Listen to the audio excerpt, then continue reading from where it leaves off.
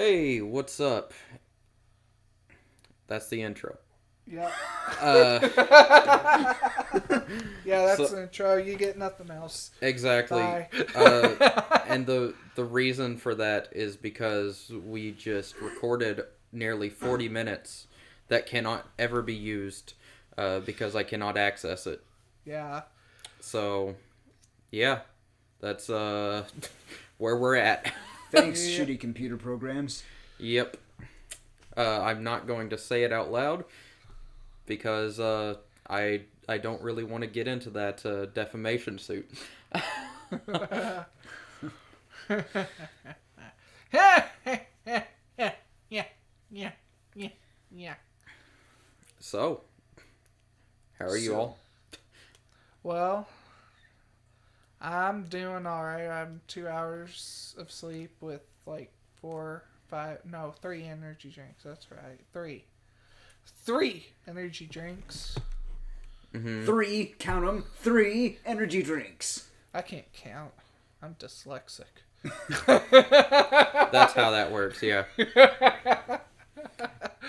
Um, but yeah, our plans for today is just to do a brief review of what we thought about Hamilton, the play, and then we were just gonna talk about like things that we want to do for this podcast in the future, and whether we like get to those is irrelevant. R- Really, the sky's the limit, and we could just talk about that. And it's not anything that we really have to do in the future. It's just kind of like setting goals. Like, yeah.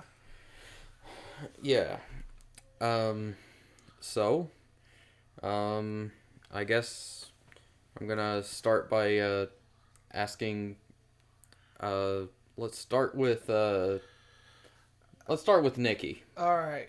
Leafy. Leafy, yeah. Fuck. So before like I go into it, so Quentin here has actually seen it a couple times already. So True. he's like has like the more in depth analysis. I have like an idea. Like I've learned about Alexander Hamilton in college history class last semester actually. So I'm kind of like more like how historically accurate it is, and Will here, that was his first time watching it. To my knowledge, didn't have like any college classes on Alexander Hamilton. No, No. I dropped out of college. Yeah, I have. I'm like taking a break. Oh my gosh, I'm so quiet on there. Yeah. It's I need to because get you're laying closer. down like so far away from it. Yeah, hey guys, how y'all doing? Okay. All right, so um, the things that stuck out to me was well, first of all, the actor that played Lafayette, was it Lafayette or Lafayette? Lafayette. Lafayette.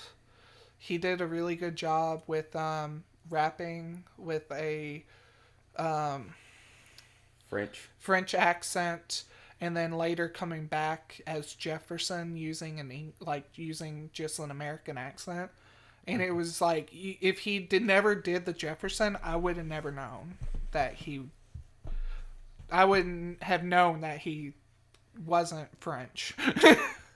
Yeah. That's the wild thing. Um, Something else that like stood out to me was it was like I was told that it was going to be kind of a fluff piece, and it kind of was. It did a really weird kind of thing where it was like portraying Alexander Hamilton as kind of more of a good guy in most of it, when which is ironic since he wanted like a powerful government in not much like power to the people, and it treated Jefferson as more of a villain when Jefferson wanted a power, like all the power to the people, which, you know, that's very, like, that was just very interesting to me. Mm-hmm. I will say that I kind of, like, maybe that this is just me. I kind of disagree with the assessment that Jefferson was portrayed as a villain. Yes, he was trying to really expose Alexander Hamilton and do all that. But, like, if you go to, like, the rap battles, this is so weird saying it like this. If you go between the rap battle of Alexander Hamilton and Thomas Jefferson, They got fucking George Watsky in on this. Doing, like, the historical rap battles. So, like, the thing is that, where I was at, the, fighting with the French, or, like, not fighting with the French, but aiding the French, is, like, I thought, Jefferson was being portrayed as, you know, the person on the right side of things there. And also, like, Aaron Burr, kind of, like, exposes some of, a lot of Alexander's flaws, where, he's like, why do you assume that you're the smartest in the room? Is like, yes, it was a big fluff piece to really make Hamilton look really good, but I don't think that it ignored a lot. Like, I don't think it ignored every flaw he had. Yeah. Something else is, like, it was strongly, like, talking about how, like, there was, like, several parts where they wanted to, like, throw in, like, yeah, he was against slavery, but it was kind of like, if you take, like, a college history class, that's not really going to be mentioned much because it wasn't really relevant to the time at this point. Because, like, actual abolishment of slavery didn't come on till, like, way later. Mm-hmm. Like, that kind of talk was kind of just, like, hearsay. At that time. Oh, I mean, like, something that people, like, won't really get from that from that play is that while Hamilton was an abolitionist, he wasn't without his own slaves. Yeah, and it's kind of like George Washington was in a similar position, like it, but although, like, before he didn't see anything wrong, like early on in his career he didn't see anything wrong with having slaves, but as he got older he, like, started to really hate the idea of slavery and actually wanted his slaves to be freed, but he couldn't free all of them because if he freed all of them, he would be breaking up all their families, and he could only free the ones that were, like, didn't have a definitive family or were not married or anything like that. So he tried to, like, he sent them over to his family members that knew that would treat them right. Yeah. Or, like, right as in, like, the idea of what slavery was, what was good slave owner at that time, I should say. Yeah. Not like yeah, they were still slaves. It's not good, but for the time period that was considered being treated good, sadly. Yeah. It all comes down to that social climate. Yeah. I don't know why I wanted to put, like, 5 more syllables in that than needed. Yeah. Like, yeah. I also, like, something that I did kind of, like, say, while watching this was, like, it's really funny that, there are, most of the characters in the play, probably wouldn't want to be played by minorities, and that really, says, like, most of them except for, like, Hamilton and Lawrence. Yeah. So, So it's like, and even them, like maybe they would have contention with it, but I just like you really don't know. It was just like not like funny in the sense like that that minorities were playing them, because I really do think that they chose the best people to play each character. I was just thinking it's funny in the sense that these old racists probably wouldn't like that, and I don't care about that at all. Something I want to add in is my history professor mentioned this, and I thought this was interesting. Where in the musical where Aaron Burr and Alexander Hamilton, when they're going to have their duel. So there was actually nothing to actually suggest that, or at least for last time my professor had actually like studied it. So that could also have something to do with it. That there was no one knew if he purposely shot up in the air or if it was like just a miss or anything like that.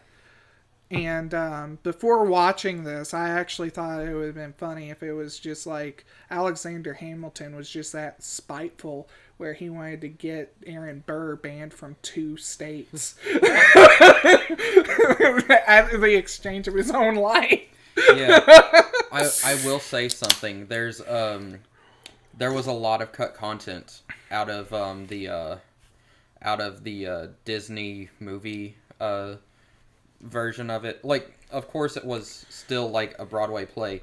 There was a lot of cut content out of it, and like it kind of actually completely changed the ending, because the scene where it's like right before he shoots up in the air, they like where he's like, oh yeah, this is where my life ends. Like it basically like makes it out like he went there on a suicide mission, but actually, like, and this isn't like actually in real life. I need to do the research on it myself.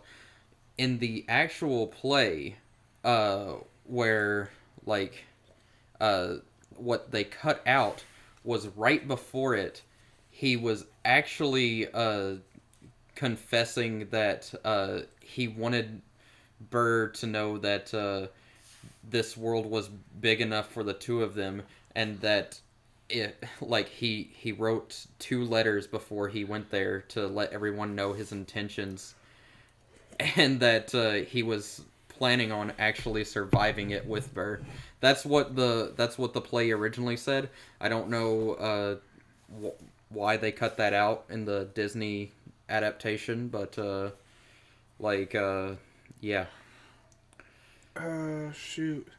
One thing I wanted to point out was this is kind of more of like a neat thing where Alexander Hamilton, when he's having his flashback, like his life flash before his eyes, it really reminded me of the way they did it was so done well.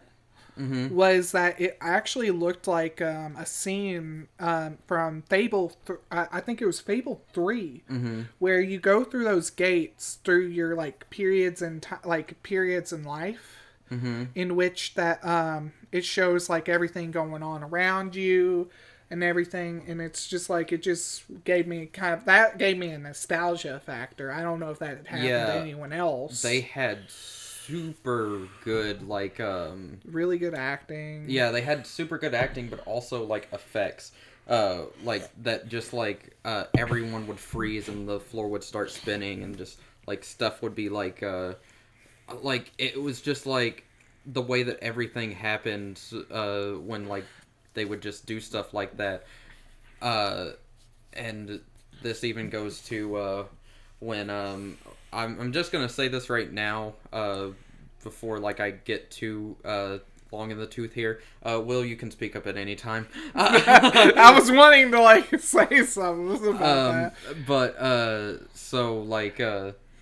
But like on the rewind part of when Angelica was saying to the groom to the bride, and they were doing the rewind, and like you could actually like see everything being set up in the same exact ways, but like this time you saw her face, so it was just like oh yeah, there was like different things going on there, but like it's just like so cool the way that they directed this and shot it, and everything was just phenomenally done.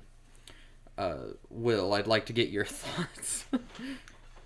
I'll be honest. I'm really not much for musicals. This, however, was for a non-fiction musical, which those two things I really don't tend to consume much of, I guess. It was all right. Mm-hmm. I think you would like Repo the Genetic Opera, just saying. That's a good one. Zydrate is a great song. It is. But I can think of one other musical that I actually enjoyed, and that was The Yellow Submarine. If you can consider that a musical. Are you talking about like the music video? No, the movie. Oh, there was The animated movie. I didn't know about that. I need to see it. Yes, you do. It's great. Okay. It's fantastic. Do you all have like any like favorite moments or songs from Hamilton? Anything that Lafayette said. Okay. Just like he just did it so naturally. That was entertaining. I will admit, like, I kind of was on my phone half the time, but I guess, like, you know, I did some sort of analysis being able to talk that much. Yeah. I will say, like, after I was done watching it, I said this joke to Will and Quentin, and then tweeted it out. No one said anything, but not gonna lie, Alexander Hamilton was a decent comedy. I think that just confused whoever like follows me. But yeah, that was just a joke. Yeah. I mean, it did have like some comedy aspects to it. Like it was definitely like they definitely had their moments where they were funny. Like I think it was just kind of like I think mostly like when I think of like the historical like what I learned in college about it, it was like, you know, that was just like imprinted and like that was just stuck in my mind, and it's just like, wow, this is hilarious kind of thing. And you know, just the way he went out, it was just like, wow, that spiteful bastard.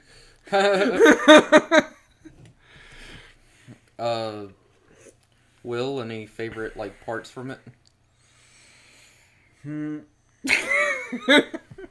Okay. I would love if that was your whole response right there. Just Yeah, the part where they go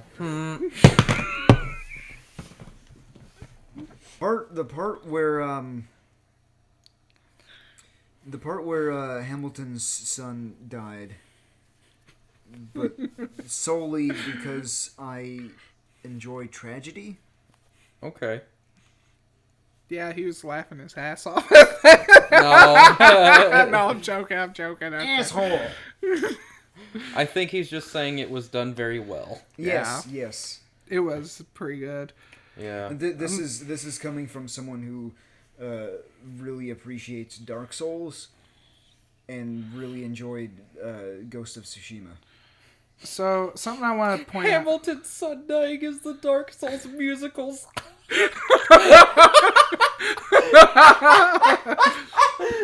All right, that's it. Broadway play for Dark Souls now. I'm fucking out. Or does it start with Demon Souls? Demon Souls technically, it's a Souls game, but it does not take place within the universe of Dark Souls. All right. It's so weird. It's a separate game. It's so weird. It's like alternate reality, Dark Souls. Yeah. And I guess I'd say that, like, I have a lot of favorite parts. I'm going to try to, like, crunch it down so I'm not, like, speaking too much about this. Like, Aaron Burr, the actor, I think his name is Leslie Odom.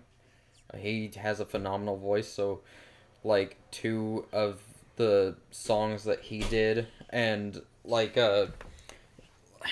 when he says, like, shoot, I'm just trying to think and talk, and it's not working.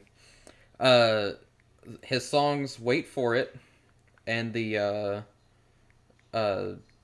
Dear Theodosia song was, really well done. And I just love the emotion that, like, comes out of those. Like, Wait For It is, like, there's a lot of fire and intensity behind it. And, Dear Theodosia is the exact opposite. It's, like, him, really just, talking to his daughter and showing very vulnerable, aspect to himself. And, like, I was... Okay.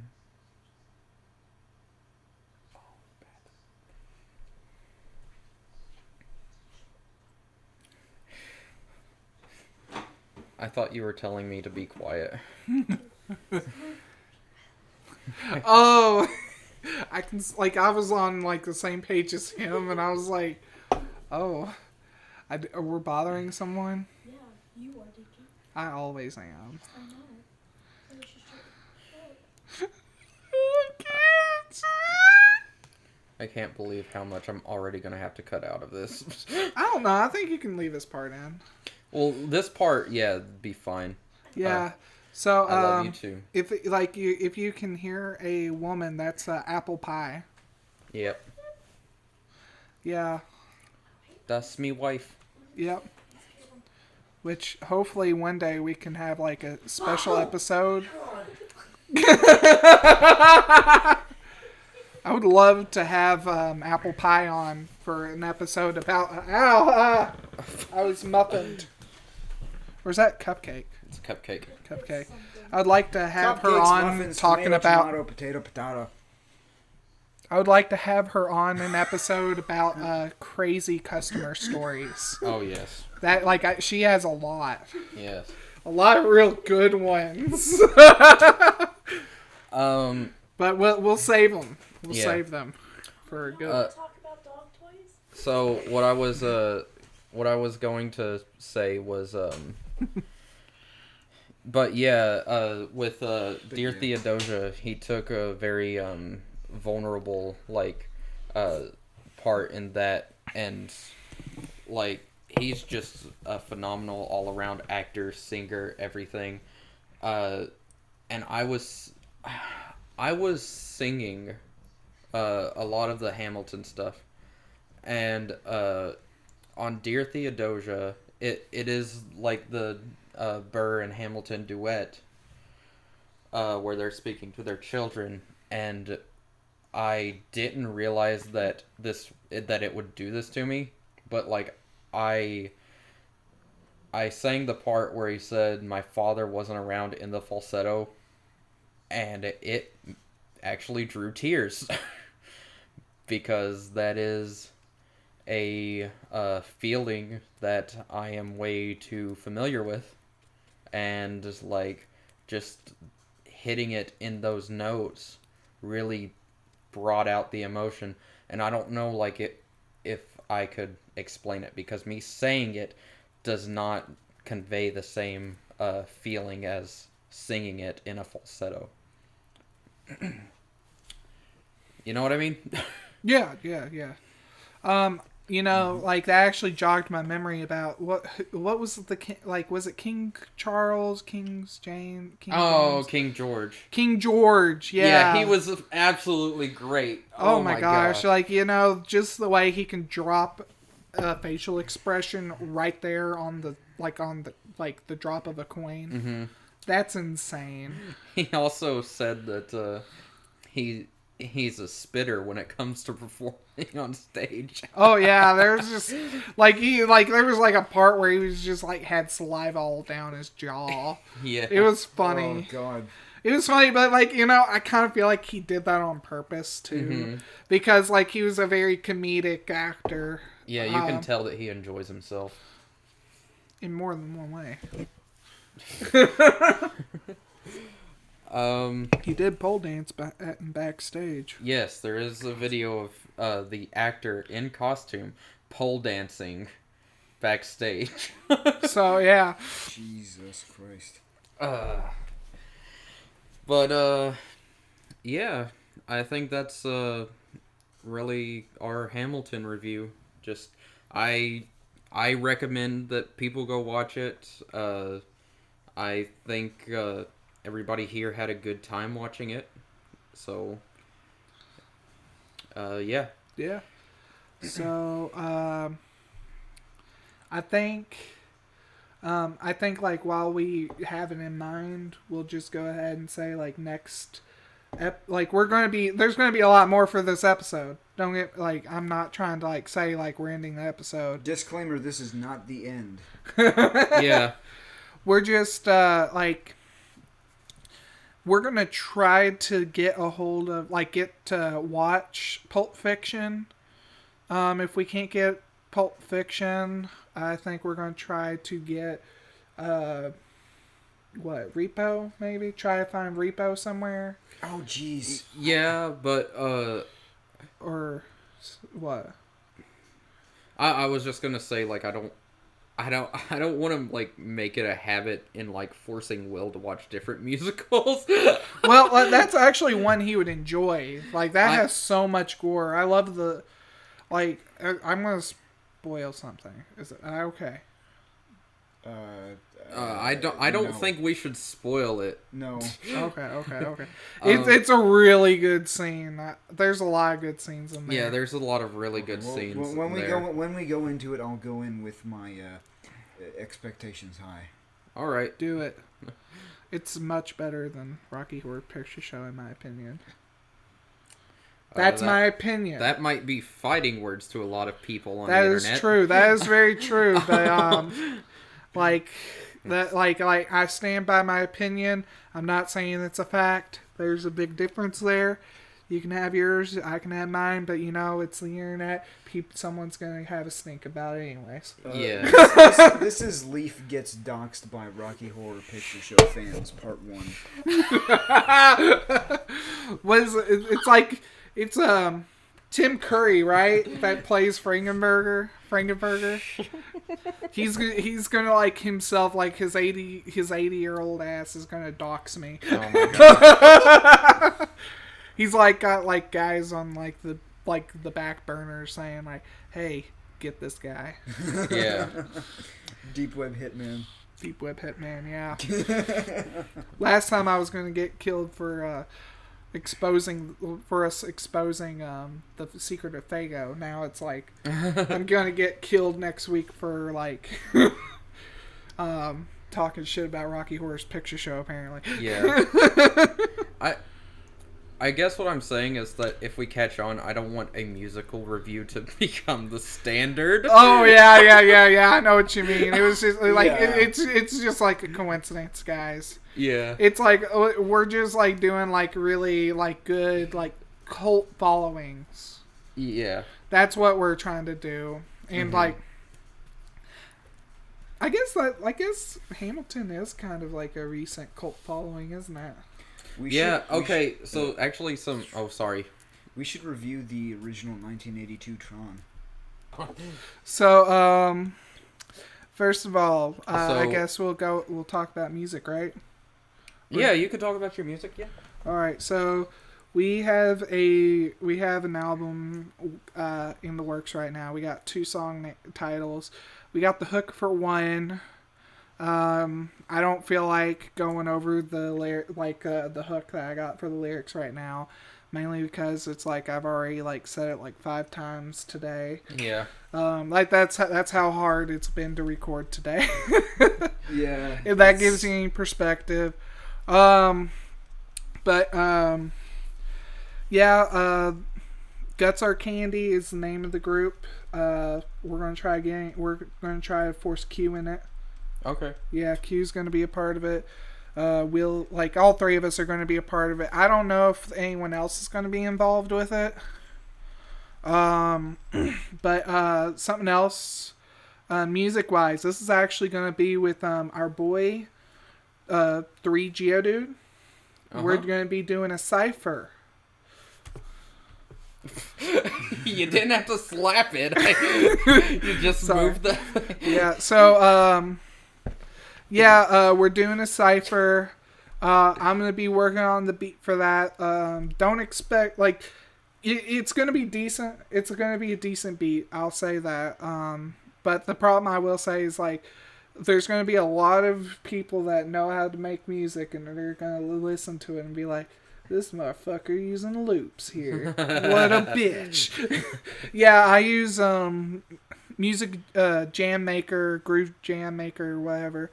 But yeah, that's they use loops. You can make your own music with it.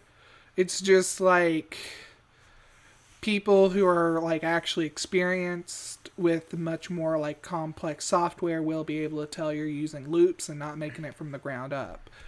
And that's just a disclaimer I like to say because it's like I don't want to like give people's hopes up on that. But we got some pretty fire lyrics from Q here. I think it's fire. Like it was pretty good. He was on a roll the other day. I think every single time I get hyped up in any capacity, I am being set up for failure. No, you're that good, bud. You're that good. Me myself, I got like a small bar for it. Is it the ones that I see? No, actually. By the way, I think he wants those in there. Oh my! He was like, oh, that's fire, man. But actually, like, I'd be going before you in this. I'm not going to say it out loud. I'll show you them. Which I think you'll like it. It'll take a little bit for me to get like into flow because it's like I struggle with a lot of like my throat gets dry. I've been like very like I've had a lot of mucus and I struggle with confidence in my voice. But yeah, 3GO is gonna be on that. If this comes out before, is there a Genshin Impact reference in there? No. Oh, okay. It you could. Which part?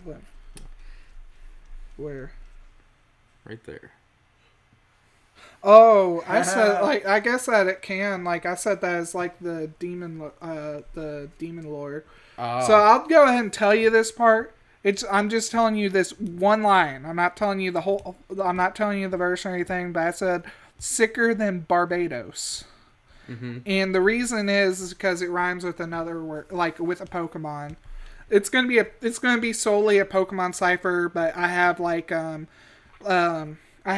reference to Fallout New Vegas in there, and a few different things. But when I said that was like my go-to deity for D&D was Barbados. And, so, yeah, if this comes out before, and you are any of you are interested in being in the cipher, make sure to go check out 3 Geodude's Discord server, say something to one of us. I'm always changing my name in there, but you can catch me as Leafy Van Gogh on there. I'm a promoter for 3GO. Yeah, I think definitely when I upload these podcasts, anytime we mention Peter, like, I'm just going to say it right here. I'm likely going to be putting the Discord, his channel, Yeah. in the description because he's He's a great friend to me. He's a great guy all around. He's Yeah. funny. He's entertaining. I think everyone should watch him. Yeah, and he's definitely someone that I'm really wanting to bring on here because I feel like he could like really have like a lot of like input on some of these conversations. Oh, same here. I'd Uh, like I said in the first one, love to do an episode with Peter. Or Yeah. or more. Like yeah, like he openly goes by Peter 3GO. We have an ongoing joke sometimes where we pretend like 3GO and Peter are two different people. That's great. Like there was one time I sent him a picture of like Pokimane with this is 3GO, dude. I sent a picture of like Filthy Frank. This is 3GO, dude. oh my god. Yeah. I wanted to get one for like Terry Crews and do that. This is 3GO, dudes. Yes. If anything, I think that's like the most accurate for 3GO dudes just because like the Pokemon is so buff. Oh, okay. Yeah. I was like, Terry Crews, like, don't say that's the most accurate for Peter. That will give him too much of a big head. Like, Oh man. Oh my god. he will be like, yeah, I got the muscles. Yeah, like he's a very interesting individual. Also, do me a favor, guys. You need to go in there and shame him for the clout chain. No. I'm not going to agree to this. I mean, I already made a Twitter post about it. And I told him this is how you make negative publicity into positive publicity. But yeah, come on in. We joke around a lot. Kind of like make sure it's like child friendly though, because there are some like kids that do end up joining. Yeah. Definitely for Peter and his brand, like we try to keep it like as child friendly as possible. Like we have a couple of like messed up jokes, but not like we keep it as PG as possible. If that makes sense. It's like, as he said in his last stream that I was watching, he said that he tries to keep it as PG as possible, but he would never tell a parent that their kids should watch his content. Yeah. That's like that's the standard. It's like if a kid finds his content, he doesn't want to be he doesn't like no one in the server needs to be responsible for them. Like doing some. What is that? Mm-hmm. Oh, they're Chinese donuts, or I think I'll take one. Ugh. I think that was the correct name for them. They're donuts of some sort. Thank you. Thank you very much. So that was our friend. What did you decide? We should. Lachlan. Yeah. You decided on Lachlan. Mm-hmm. Okay, just make sure. Yeah. So that Lachlan just gave us some. Are these called Chinese donuts? I feel very like not okay saying that. I think it's canned biscuit dough that they put in a deep fryer and then roll in cinnamon or just sugar. Okay. Sugar. Though cinnamon would make them taste a lot better. Yeah, it would. Like for some reason it feels like someone told me they were called Chinese donuts. No, in 8th grade or something, they let us make really simple donuts and they used biscuit dough, and that's exactly how they look and taste. Mm-hmm. Okay. Sorry for getting off topic, guys, but that was Lachlan, a really good friend of ours. Chinese donut review. Pretty good. Yep. Like nice, chewy. Like Airy. blubber nuggets. I feel like these would be killer if they had like raspberry jam on the inside. You right, man.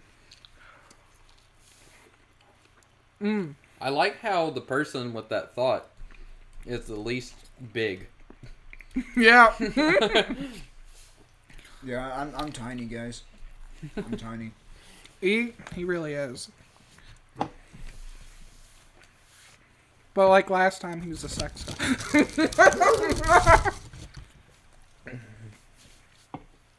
Okay. Yo, you were saying?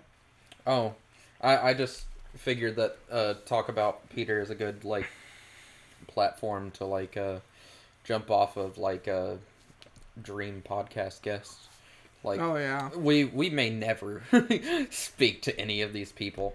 Although if I never get to speak to Peter on this podcast, it'd be a big sad face. But Oh yeah, definitely, definitely. that's one of mine. And Yeah, like he's definitely one of mine. I would like to get like a couple of VTubers to come on here and like talk about like how they came up with like their persona and how like how they came up with the design and stuff. I would love to talk to like some of them about that.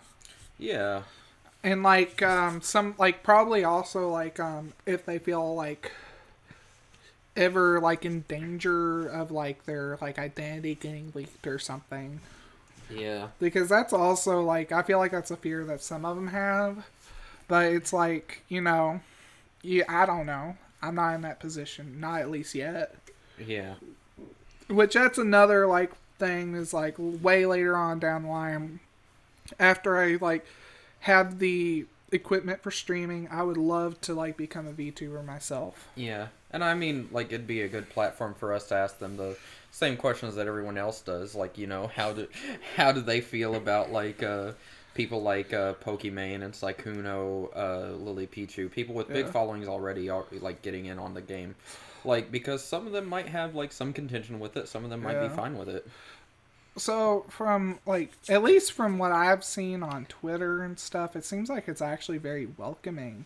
I think like the big problem is like the viewers that are like very like you're trying to muscle in on my waifu. It's like not trying to say that as like an insult, but like I mean, be real. Are you sitting there watching like Iron Mouse or Project Melody and not saying that's your waifu?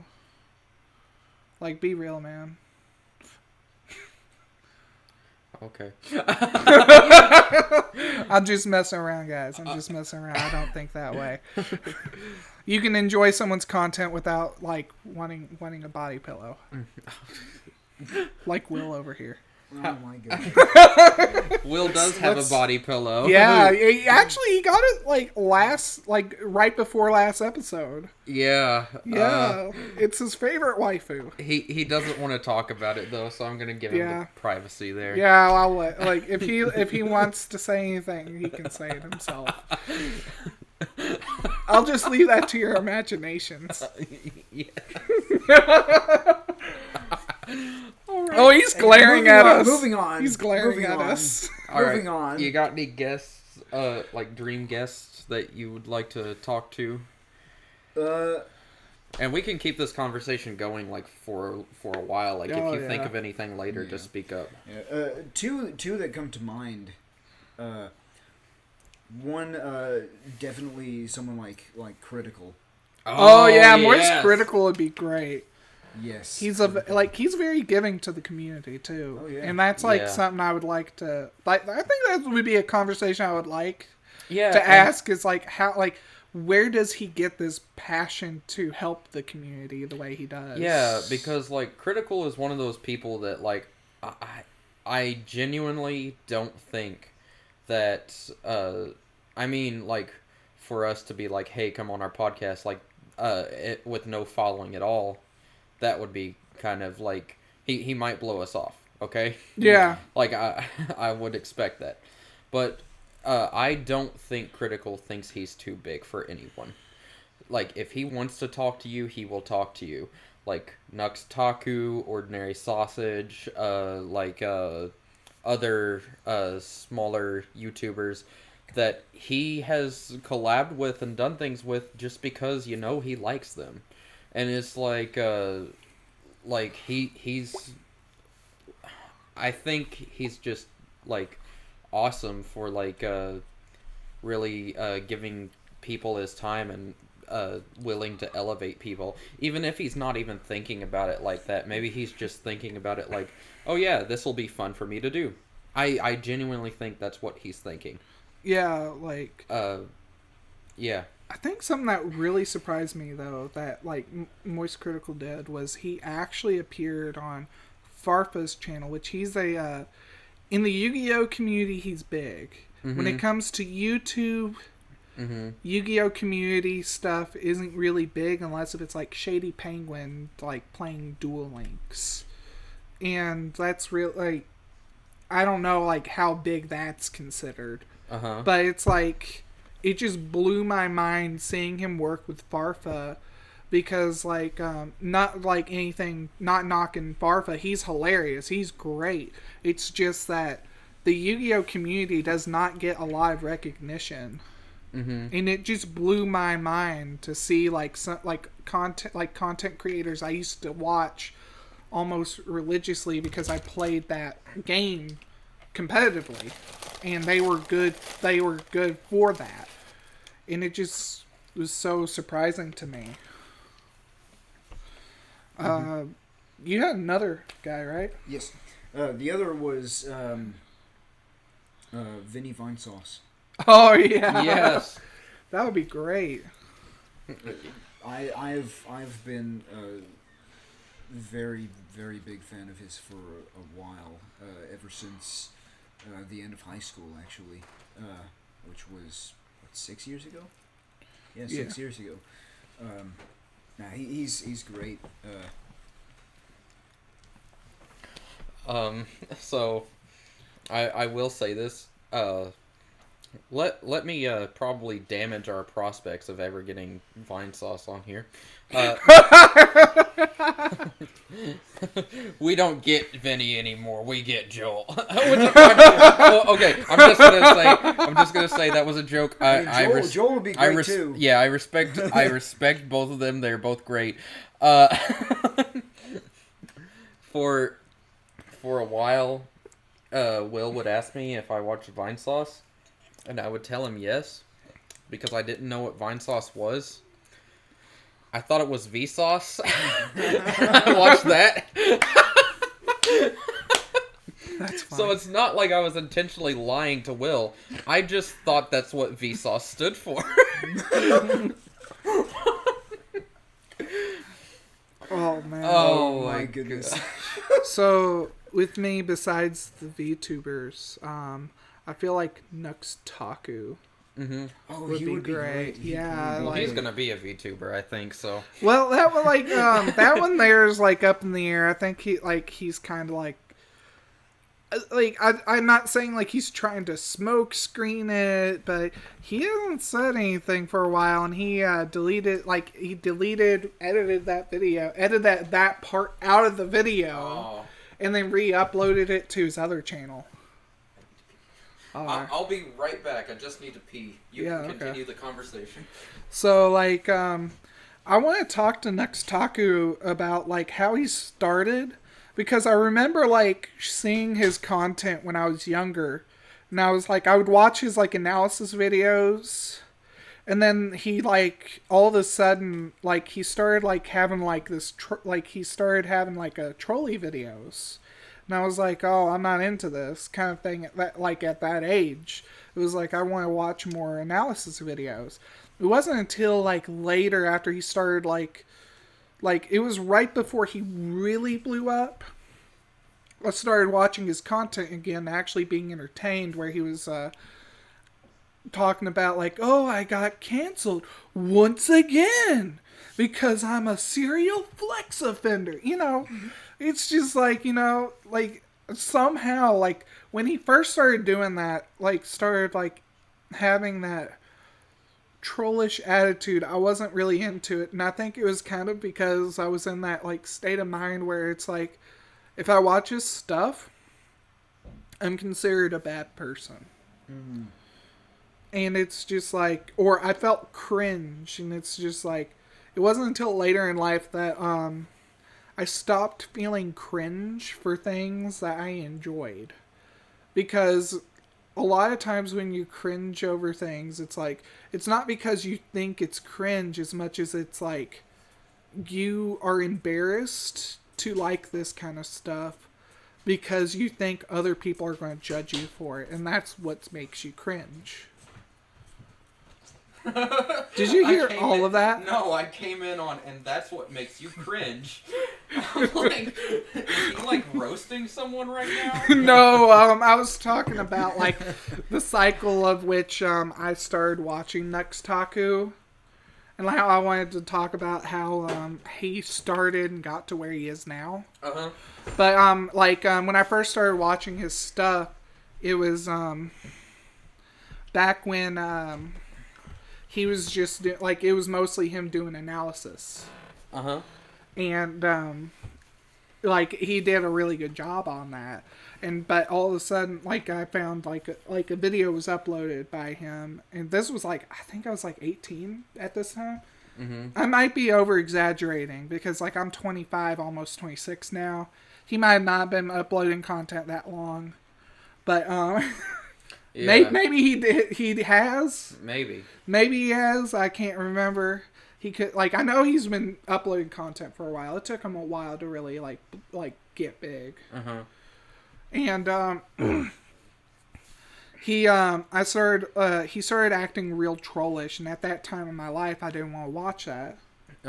Because it was it made me feel cringe, because it made me feel like people were going to judge me for watching that, and it made me feel bad, because at that time it was I cared about what people thought of me, and now I'm kind of more of if I'm cringing, it's not because of what I'm thinking people are going to think of me. It's because I legitimately think it's cringe. But his content doesn't make me cringe anymore, because I don't care about what other people think. Yeah. And his content quality has gotten so much better. He's doing things that some people have only dreamed of. And it's just mind-boggling for me. But yeah, he basically I was just saying that yeah. I think for me, and I don't even think I've said anyone yet. I don't think so.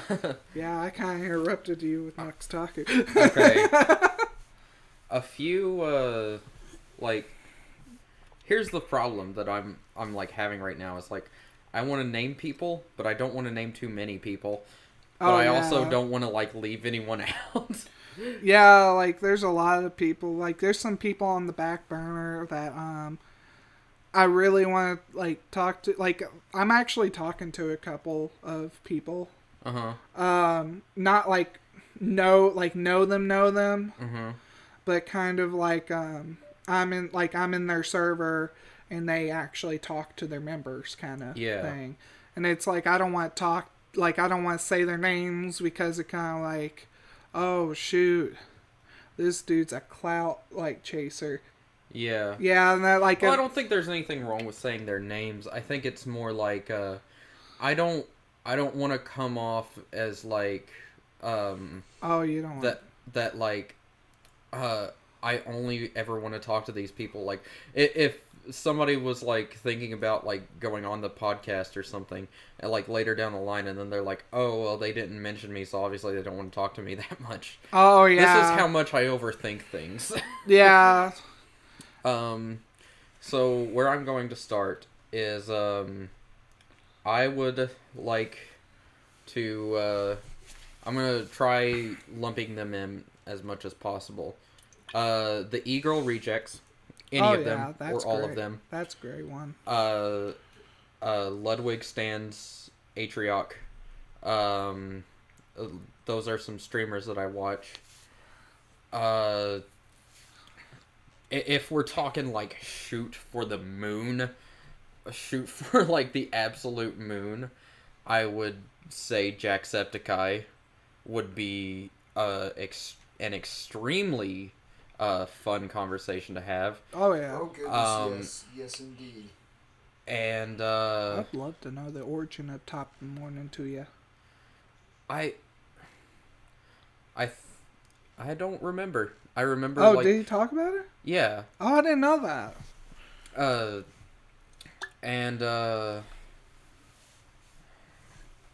okay, and there's one more, and no offense to anyone else that I mentioned, but I think this guy is the absolute best content creator on YouTube. And he is not as big as everyone else that I said. I mean, like, he's huge. Don't get me wrong. He's like huge in the sense that he has a huge following. But he's not, I don't think he's Jacksepticeye big.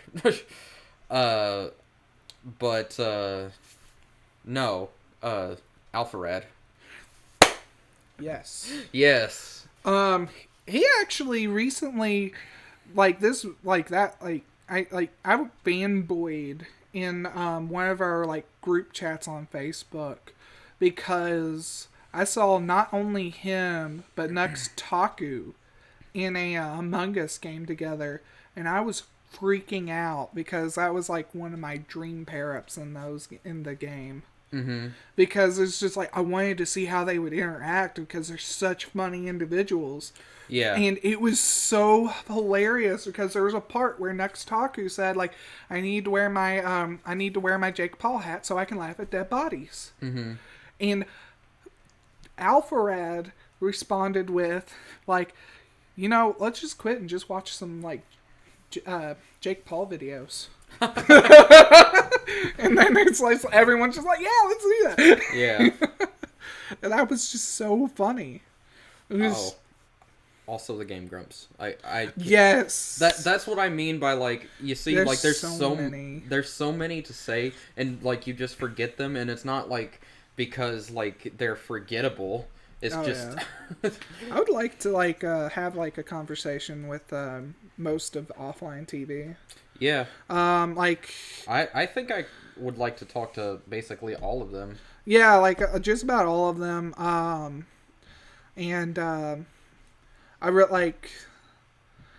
feel bad for them. I'm not going to like go in on this topic, but I feel bad about like the recent things that are going on. I'm just going to say that. Yeah, I'm also going to say that it's a very unfortunate situation. Yes, and my heart goes out to them because it's just like, they deserve kind of like a safe space because like anyone deserves a safe space, and it like really hurts me to like see people suffer in like those like in this like kind of space because it's like all they want to do is make like content to entertain people. Yeah. And it's like, oh yeah, like, make a living, but everyone wants to make a living. Yeah. And it's just like there's no shame for that.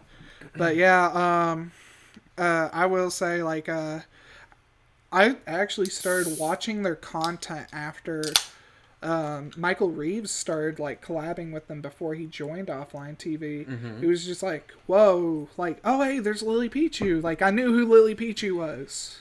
But I didn't know about Offline TV until like he started collabing with them, and I was just watching. It was just like, who's this Toast guy? Who's this Scara guy? Yeah. Why are they so funny? Like, why haven't I ever like seen this kind of thing? And it was just like so great. It was like, and then there was Yvonne. And I didn't know who Pokimane was, and like it's funny because it was like I didn't like know like how big she was until like way later down the line. It was just like, whoa, she's like doing stuff with Markiplier and Quackity.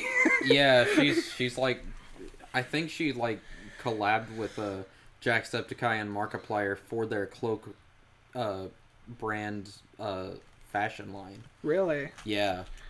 That's wild, man. But yeah, that was like, I've been following Michael Reeves since Trigger Me Elmo.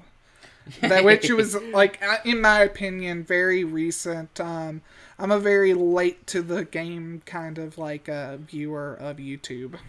Yeah. Some early YouTube people that I'd like to talk Of course, to. Ryan Higa. Yeah. Ryan Higa, Ian Hecox. Anthony Padilla. Like, yes, I love both of them. Yeah. Barats and Beretta. I don't know if you know them, but it sounds familiar. oh my gosh, they were the absolute funniest from early YouTube, and like I don't know what happened to them, so I would like to like ask. I don't think there's any animosity between them because they work together on like some College Humor stuff. Because do you remember when the 3DS came out and they did they had like the movies and whatnot, like you know what I'm talking about at all here? Okay, so when the 3DS came out, like they had their own thing where it was like they had videos that were like assigned to it, and I think like most of them, if not all, were like through College Humor. And there was one that was Dinosaur Office and Dinosaur. Oh, those. Yeah, well, they were in another one. It was, I forget exactly what it was, but but Barats and Beretta were in it together. And like the last thing that their channel did was something that only Barats did. Yeah. And then after that, Barats hasn't really been in the limelight. I think both him and Joe Beretta worked at Smosh for a while as like either producers or like people that like work behind the scenes. Yeah. But since then, Joe Beretta has gone to SourceFed and the Valley Folk and done his own thing. And I didn't know that. Yeah, Joe Beretta is one of the Valley Folk. Oh wow. But I think Luke Barats still works at Smosh. Okay. Maybe. That's wild. He's probably just wanting to be a private person now, and that's completely up to him. So, I remember like 2-3 weeks ago. Let me see if I can find it. But Ian Hecox actually put a tweet that was absolutely hilarious to me. And that's right, I gotta actually search his name, don't I? Oh yeah, I'd also like to work with anyone currently working at Smosh. Oh yeah, like I love all of them. They're hilarious. Like it's like every time someone comes in, like always like blow my mind. Yeah. And I mean, like, I'm not a fan of like the current like Smosh skits. And I don't think that I'm supposed to be, because I'm a person in their 20s and they're catering to like teenagers. But like their Smosh Pit content, where they can just like be themselves to like I want to say to an extent, because like they can't just like I'm sure that there's a limit on how much they can like curse and whatnot. Oh yeah. But like where they can just be themselves and like be as funny as they want to be without like having to like go off of a script or anything. They're so funny just naturally. And they're like try not to laughs and eat it or eat it, and their Smosh games, like all of that, just I love all of it. Oh yeah. Like a lot of it's pretty good, but so here I found the tweet, and he tweeted out, if Queen's Gambit came out in 1997, Weird Al Yankovic would have definitely made Smack My Bishop. And he said this tweet is for 5 people, and I realize I grew up to be one of those 5 people, Ian. If you're listening to this, I get the joke. A matter of fact, I said I love the Prodigy joke. I love that type of humor, even if it's considered niche nowadays. Yeah. Old Tribe. Oh, yes. Yes, ever since, like, I didn't, okay, for the longest time, like, I knew who Ultrive was. Mm-hmm. I didn't know Pikmin 4 this entire time was Ultrive. I've heard of Ultrive, but I never actually watched his content Yeah. beforehand. And so, like, the meat layer alone was just gold. Mm-hmm. And he's been actually recently been doing bug snacks videos. And they are hilarious. Oh my gosh, he talks about how he loves bug snacks, and he's like he's naming them off like Pokemon, like he's got it almost memorized. He's into it, and it's just like, I'm for it. Yeah. I am for it. And I'll try. You got any thoughts, Will? Not precisely. Not Okay. precisely. Yep. Oh hey, Well- there's Jillian. What's up? I bet. Oh, we're doing a podcast. Hey, are you a fan of Corpse Husband? Yes, I'd love to get Corpse Husband on the fucking podcast. Well, So- but Jillian, are you a fan of Corpse Husband? Can't say I'm aware of them. I'm a Oh, little tired right now. okay. Okay, We'll cut that out. Okay, no, wait. Jillian, I would like you to come over here and talk about, like, one content creator you would love to get a chance to speak to. Okay. Are we talking about, like, not likely to ever speak to or likely to speak to? It doesn't matter. Shoot for the moon. Yeah, shoot for the moon. There's one YouTuber I like, Jaden Animations. Oh, yeah, yes. that's a good one. Yes, like Yeah, like, yeah. You know, maybe if we're lucky one day. you Yeah, could, actually. I'm very like, okay, yes, I love Jaden Animations. I watched her and Odd Ones Out all the time, I loved her. and Swoozy would get, like, he got on that animation game too, but Jillian, I am surprised. Not because you said Jaden, but because of who you didn't say. I'm surprised you didn't say Markiplier. We haven't said Markiplier yet. Yeah. Fair enough. I don't know. Jaden was the first one to come to mind. Mark, I've been a fan Oh. for a while, but I don't know. Yeah. He's cool though. He is Yeah. really cool though. Yeah. There's a lot of them. You said pick one. Ooh, True. Puffin Force would be cool. The D&D guy. Yeah. Yeah, like I love his I love what was that? Oh my gosh, what was that character's name? The one that was like every class, but he sucked at everything. That was absurd. Yes, absurd. I love that one. Yeah. Yes, absurd. Yes, I absurd here did it all on my own. I love that. Yeah. Like that. I actually wanted to try making a character like that once, and for Yeah. some bizarre reason, like his roles were absolutely insane for no reason. Yeah, I love playing D&D, and I just love watching Puffin Force videos.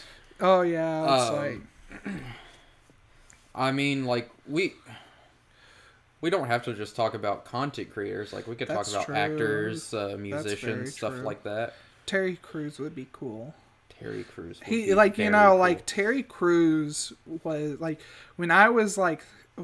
I think I was 13 when I first saw Everybody Hates Chris, and it was just like, I really wish I had a father figure like that. Mm-hmm. And it's like, it wasn't even like because he was funny, but because like he was strict. He was actually Yeah. a strict father in that, and that was something I admired. Mm-hmm. And it was like, my relationship with my dad isn't the greatest, but at least we speak Yeah. and share interests. But sometimes, like, when I needed a father, he didn't really feel like a father. Yeah. Some people that I'd love to, like, talk to, just like, kind of like, again, this is shooting for the absolute moon, but, Post Malone. That would be a funny one. Yeah. Get our friend Jacob in it. Yes. We have a friend Jacob that looks a lot like Post Malone. Said by everyone else on the planet. Yes, yes. I feel like that's the one thing Post Malone probably gets tired of. Yeah, my friend looks just like you. That's probably why he tatted up so much. Is like He was tired of it.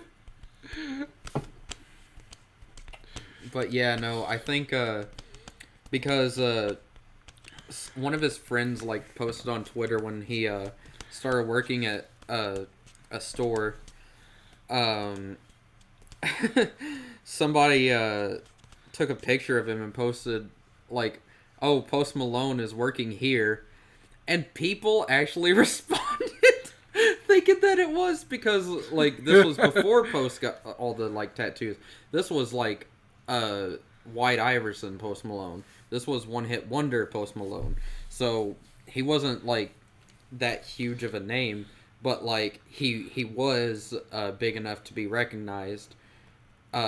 So people really thought my friend Jacob was Post Malone on Twitter.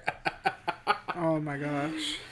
I think something that would be really cool and unique is for like to actually get an interview with Sakurai, creator yes. of like see if we could get like it's seeing like Nintendo doesn't like have like a gun to his head, like making sure he doesn't say certain things. You know they will. Yeah, like I want to like talk to him about like so about like all like not to be like nitty gritty or anything. Like I do want to know like how he feels about the community, how the community treats him, because he does get like a lot of shit for like literally no reason. For him just having a game series, like having a hit game series. Mm-hmm.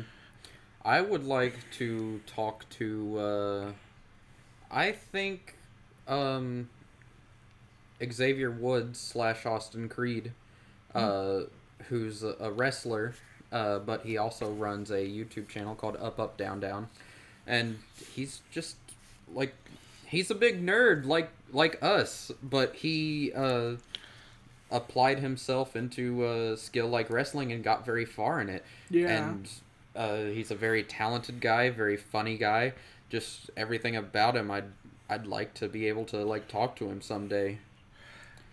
Oh man, here's someone I would like to talk to, and it's kind of like a niche pick, and you know this might like get us canceled immediately, but Andrew Hussey, the writer of Homestuck, I want to ask him like if he regretted like making Homestuck. Like I'm a fan, guys. I'm actually a fan. Like I'm like not like memeing or anything. It's just like, you know, like when you make a hit like that and then like the fan base, your fan base is the way it is. You're bound to get some regrets. Yeah. I feel bad about that. And then like I had to I'm not going to go into the conversation because it like I felt like it was kind of irrelevant to the situation, but I brought up like Homestuck, and they said some things that I felt like were just some people. I don't know what to say. like I feel like I dug myself a hole right here, but I'll give you the out. Yeah. But yeah, like some people in some fan bases can just ruin it, and then it's like, you know, you get some people that were into it that like regret being into it, so instead of like just like letting it be, they want to attack it. Yeah, that's what really gets me. And it's like, you know, it's like that for every fandom. I think like the biggest one is like one that's actually worse than that about that, like old fans like attacking it. My Little Pony. Yeah, My Little Pony, like the biggest haters are former fans. I feel like that's the thing. It's like the biggest haters of a fan base is usually former fans. Well, not former fans for mine. Wrestling fans hate wrestling more than they like it. For real. I can attest to that because I have had those moments. And I'm not just I'm not saying like we hate like the art of wrestling. No, it's like we like have visceral hatred for like some of the things that go on in wrestling, and it's just like, why does this have to exist in our space? Like, uh, Will, are you tired? you can talk, Will. You can say anything, like like show creators, voice actors, band members. You wanna? This is where he just says all the band members I want to talk to are dead. Oh, well, not gonna lie, there are a few that are dead now. I want to talk to Jim Morrison, guys. Oh my gosh. Someone I'd really like to get on the stream for an interview is Lorne. Uh-huh. That would be a good one. He's literally my hero. Okay. I just thought of someone that would be great. Anthony Fantano. Yes, That would be great. I would love to sit down and meme with him. Yes. He is like, I don't know what it is. It's like, he's like such a meme lord. Like, it's hard to take him seriously sometimes, but when you do take him seriously, you don't regret it. Yeah. I have to say, I think Anthony Fantano is the only one that got a big yes from the three of us. Oh my gosh. Yeah, I think my favorite content he ever did was when he played through a Ride to Love. Like, what was it? Ride to Love or something like that. And it was a Death Grips dating sim that he was the antagonist in.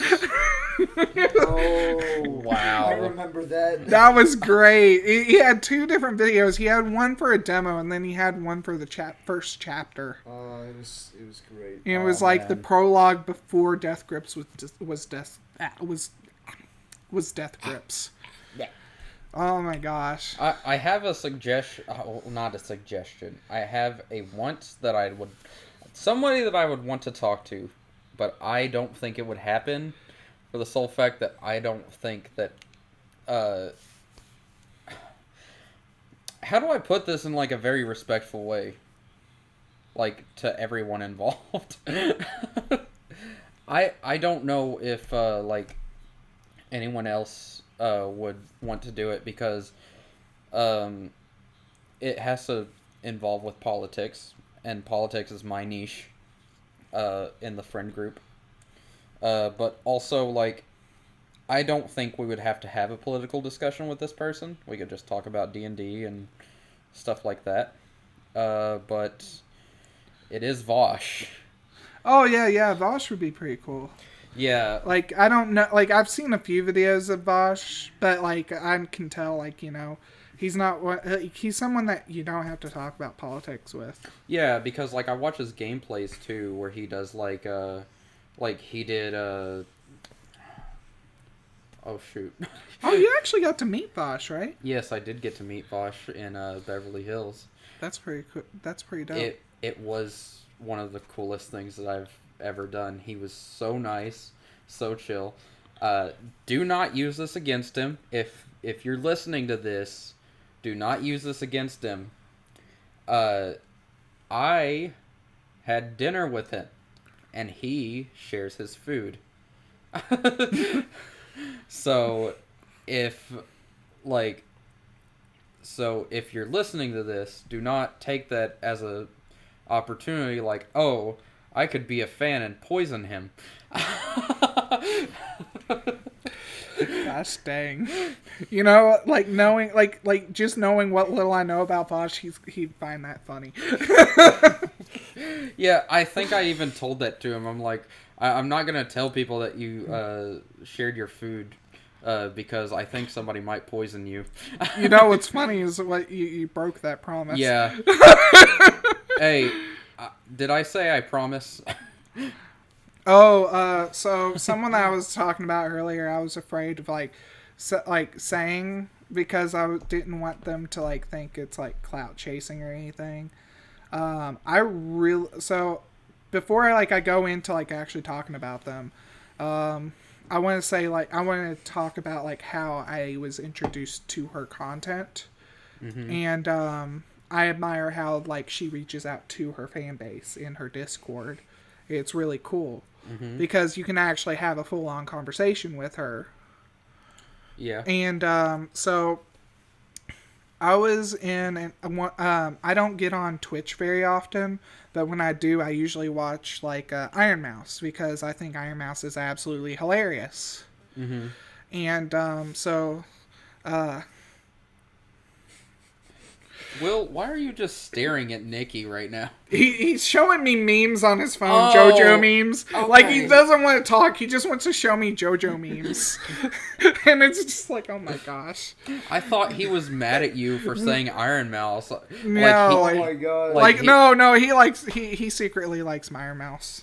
Meyer Mouse? Meyer Mouse. Meyer Mouse. Meyer Mouse. I know he likes Iron Mouse. I just like thinking that Will was like, you stole my wife. She was my waifu first. Oh my god. Okay, sidetrack. I know. I'm sorry. Yeah. I'm sorry. But so Will actually like did like when we were playing Genshin, he like texted Luke like, "Don't steal my waifu." Oh. It was Lisa. Oh no. The secret's out. The secret's out, The secret's out. Lisa, Oh, Lisa. no. Yeah. Lisa. Different Lisa. Yeah, I know. That's a MILF. God damn. So, basically, I was watching one of her streams, and her stream had ended, and she was going to raid this streamer because it was her birthday. And so it was like, okay, this is cool. So What is wrong with you right now, Will? You don't want to talk on the podcast. He You're just wants to- showing us memes. yeah, like, I'm distracted. I'm distracted. Put your phone Alright, down. alright. Fine. like at least when I look at my phone, I contribute still. But so yeah, so it was Susu's stream. It was her birthday stream this year, and she was showing off her new knife from Tasha, that one that's like curved over, and that was that was a really cool knife, and she was really nice communicating with everyone. She actually said hi, you didn't. Like, at that time, you didn't have to, like, sub or any... Like, you don't have to sub to talk to her. Or, like, highlight. She actually actively looks at her chat and says, communicates with you. I really appreciate when streamers do that. There's some streamers that don't do that. But it's, like, understandable because it's, like, a mile long... 25 people says something at once. Yeah. Which, it sucks for those streams, but, it's not awful. Yeah. It's like, like, that streamer's doing well. You don't have to worry about them, like, dropping off anytime soon. Yeah. A streamer that I watch a lot that, I don't mention him enough to my friends. I have showed a few of his videos because he is really fucking funny. And I probably shouldn't have said fucking, but, because he's, like, more PG. But, there's this guy, I don't know if you know who he is, but, he is Supreme Arcanines on, YouTube. He, streams, shiny hunting, and really inspired me to want to shiny hunt, and really, I don't want to, like, put it as, like, oh, this meant a lot to me. I mean, it kind of did. But, like, I would turn on his stuff, and it really kept me going to get that Pikachu. I spent a year trying to get that Pikachu. And I have it now. Because I was watching him shiny hunt, so I did it. Yeah. But, another, like, one of his funny videos was, like, he did, 100 Pokemon. Hold on. Okay, for Supreme Arcanines, sorry, I had to cut a bit of that out. For Supreme Arcanines, he had a video that was like 100 top 100 Pokemon that are gay. And Wait, what? yeah, Oh my. like he would just like list off some, and I think like he mentioned like a bunch of Nolan's favorites. So I was like, you see, Nolan, like so many of your favorite Pokemon are gay. And the point of the video is that like it's stupid for like people to like judge what looks gay or not. Because he's gay and people all tell him all the time, "Oh, you don't look gay." That's very interesting, actually. Uh-huh. Usually people have it. Yeah. He did. Yesterday I was watching him, and he said a prayer, and like someone in his chat said, "Now everyone watching this stream is gay." And then he said, "Yes, everyone watching this stream is gay now." So then I said, I said, "Bro, I just turned gay. What do I tell my wife?" He said, "I'm sorry, Regnislash. I never took myself for a homewrecker." I love that. Yeah, he's great. Ooh, another one. Ooh. Ricky Berwick would be interesting. Yeah. Like I kind of want to know how how he realized his talent as a comedian, Yeah.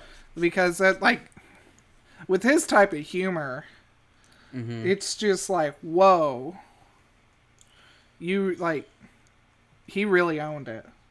Yeah. Oh, Oompaville would be a fun one. Oompaville would be very fun. Wolfie VGC. Yes. I'd love to talk about how he says videos. And Dracovish, being the new CEO of Pokemon.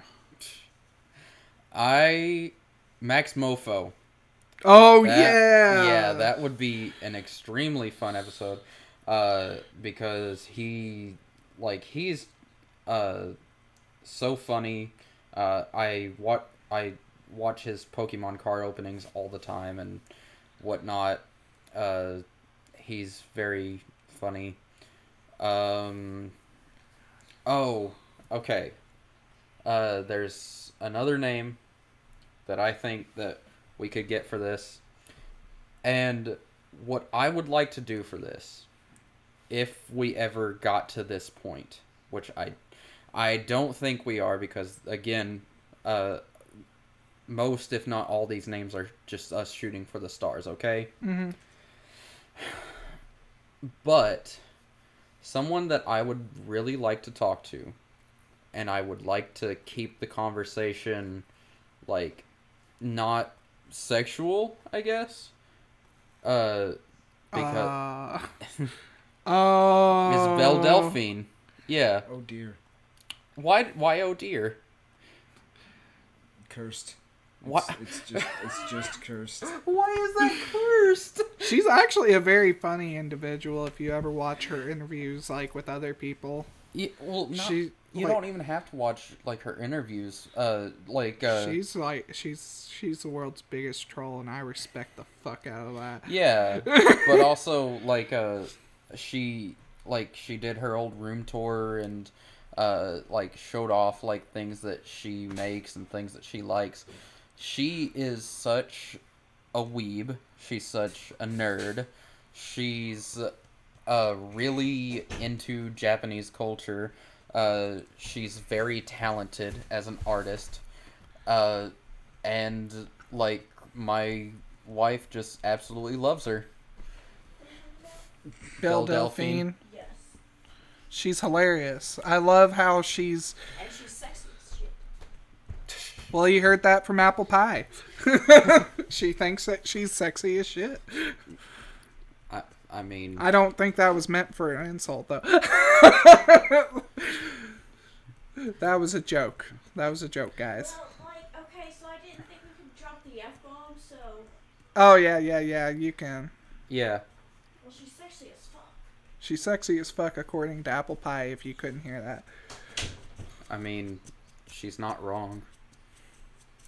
Okay, so I think she's funny, but I have to say, like, she looks, if this makes sense, so it actually somewhat frightens me with how, like, animated she looks when she does her, like, Ahigo face. It just freaks me out because it's like, I feel like I'm tripping on something. Mm-hmm. Like, that shouldn't be something that someone could actually do. She has giant eyes. Yeah, like that's what does it is like she has your kind of like anime. She kind of has anime eyes a bit. Mm-hmm. And like that's what makes it work is like she has like the eyes to do it, and it's like, you know, it's just so animated. Like it feels like I'm watching an animation, not like an actual person. And it's just like that, like sort of like how Iron Mouse like freaks out about space and birds. It's just like I freak out about the ego by like from Belle Delphine. Mm-hmm. So actually I want to talk to Glitch X City. Mm-hmm.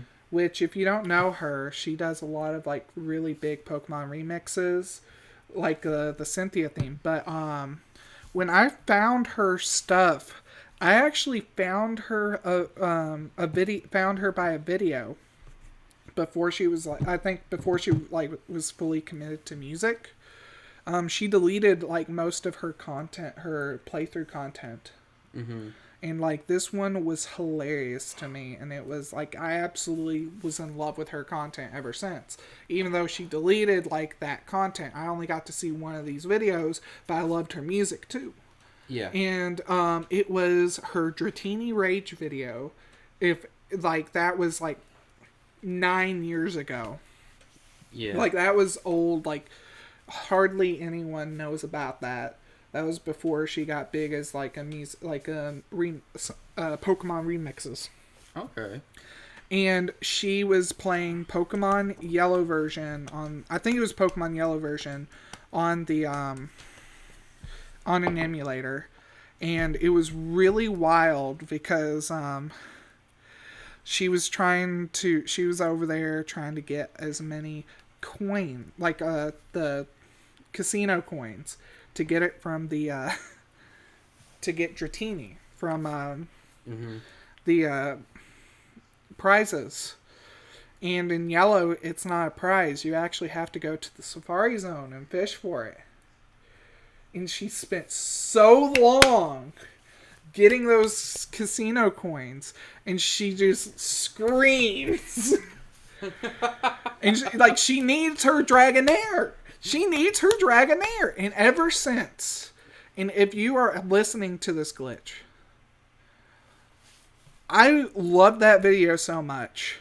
One of my most iconic Pokemon when I was doing Pokemon Leagues on Facebook, which, yes, that used to actually be a thing. There was like big Pokemon Leagues of 20,000 members in Facebook groups.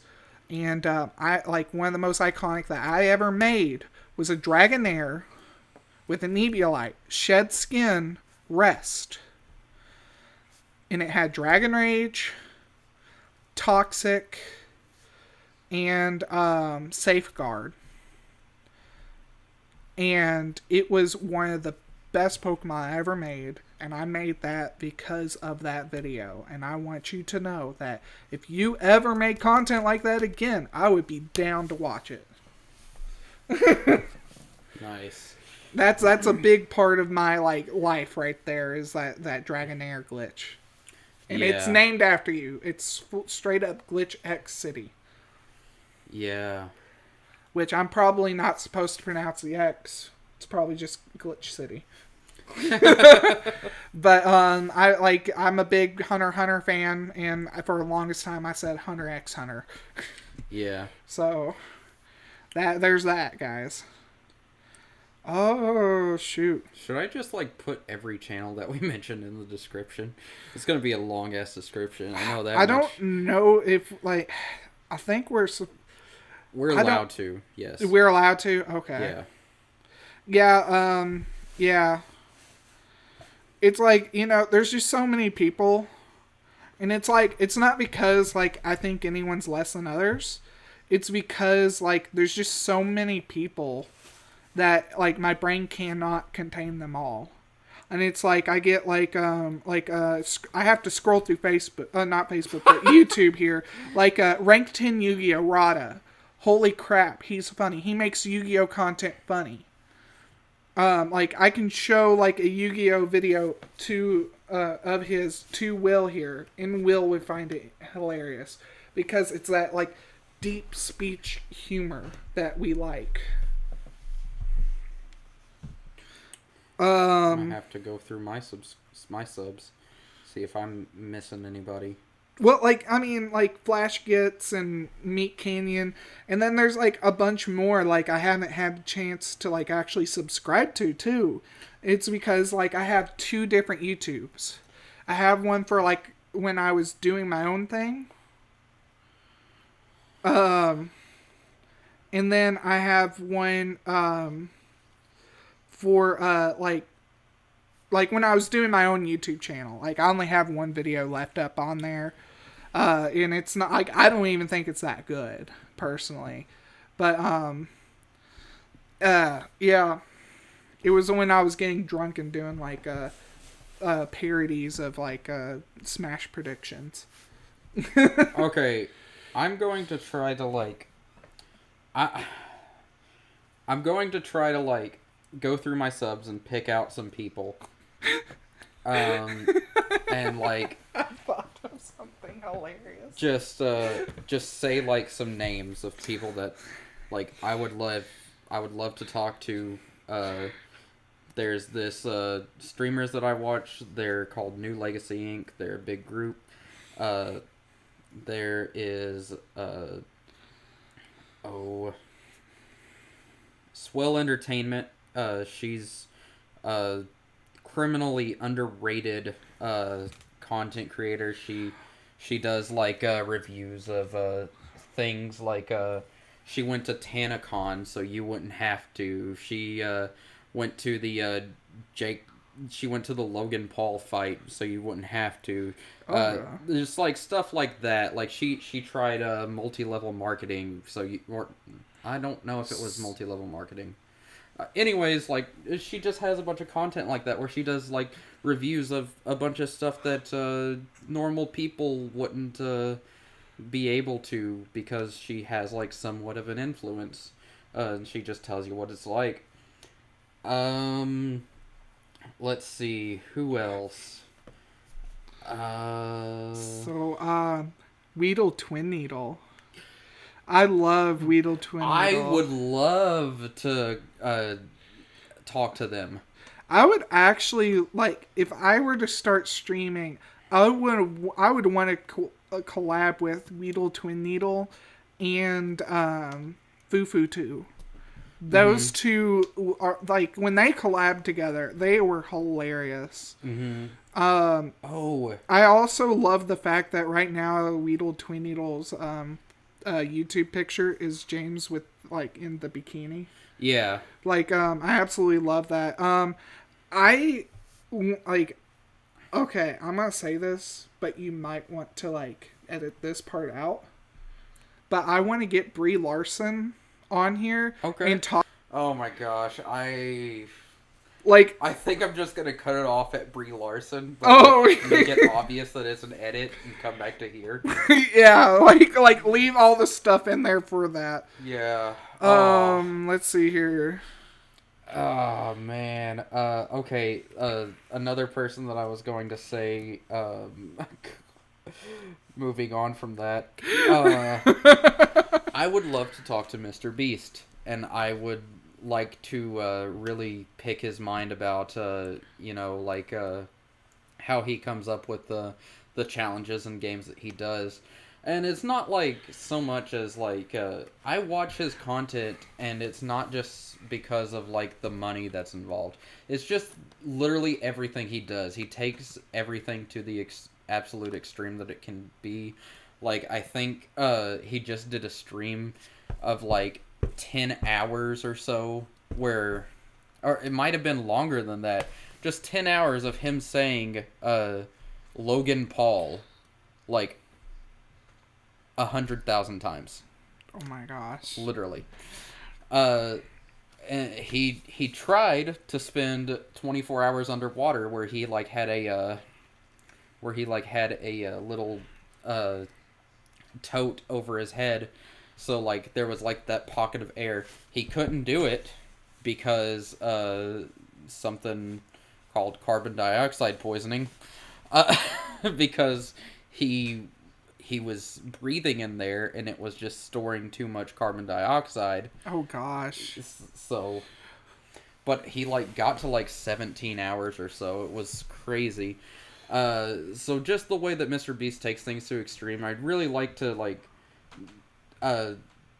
ask him about like how he has enough patience to do that, and just like where he comes up with the ideas.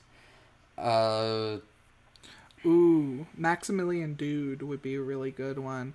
I'd really love to talk to him about like how like he came up with like his intros for his videos, because he has like some of the most insane ones, and like just his like default intro is great. It's like an animation of like all of his like different fighting game characters, mostly from like Marvel vs. Capcom, just kind of like in him just like charging through like going through like this crazy animation, and there's like a little dog that kind of is dressed like him in there too.